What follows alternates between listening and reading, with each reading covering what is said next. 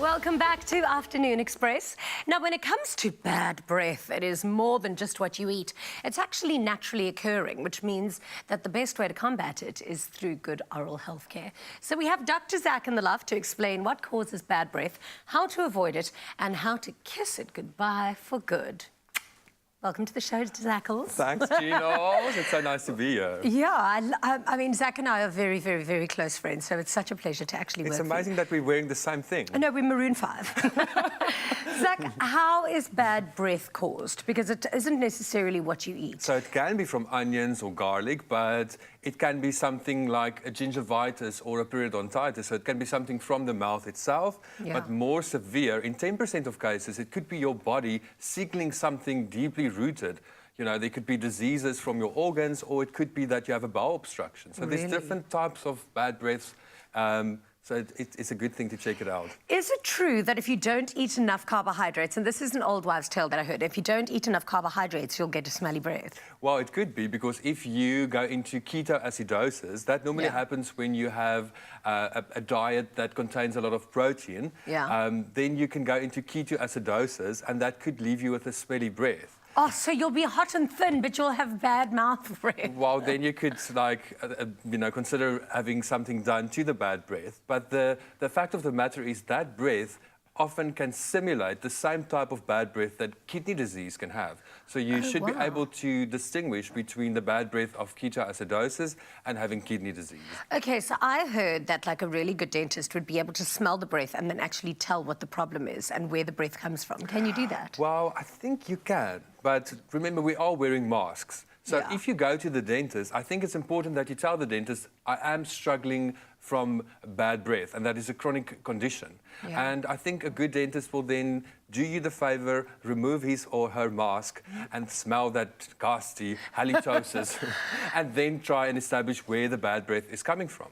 Because you have different types of bad breath. You can... Yeah, but that's assuming you know that you have bad breath. Like, because, I mean, unless you've got good friends that'll tell you that your mouth doesn't smell so hot, how, like, let's do a test now. How can you smell your own breath? Like, is that... So it's very interesting. You can't, as a human being, smell your own breath. And that could be due to two different theories. It could be the fact that we're so used to our own smells that we don't smell ourselves. Or, for example, when you have got a lady walking around with this exuberant smell of Chanel, and she thinks she's smelling beautifully, but meanwhile, she's smelling, too much. And we don't know how we smell. So it's good to ask your friend, how am I smelling? Zak, how do I smell? Well, I must be honest, with you around, I can never develop halitosis. Why? Because you take my breath away. I mean, now we know why I keep him around. Zak, how can we fix bad breath, like if it is an issue? Well, if it's an issue, I think first of all, it's to start with your mouth, because 90% of the times it can be your mouth.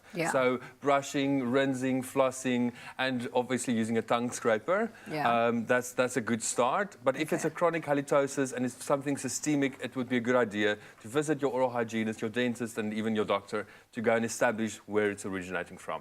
I must tell you, I'm one of those people, I'm a stickler for breath, so I always keep one of those mouthwashes in my guest loo as well, just because I think it's nice that you've always got to be conscious of it. I know. Or even if you can't smell your own, just check it. Yes, of course. You can try and test your own breath by licking your wrist. Really? Yeah, and then you, lick it, the inside of your wrist. Oh, wow. That actually does work. You can smell your mouth. I know, and you would see yours is smelling amazing, because I tasted it before the show. I'd kiss myself. Thank you so much for being here, Always Zak. fabulous to be here. I feel like I've learned so much. So if one thing is certain, it's that keeping up a good oral health care routine can keep you feeling happy and healthy. But also remember, this goes way beyond just brushing. Flossing and rinsing regularly with mouthwash will also keep your teeth, gums, and mouth clean. And kissable. Brushing alone doesn't clean your whole mouth. Don't just clean your teeth, clean your whole mouth.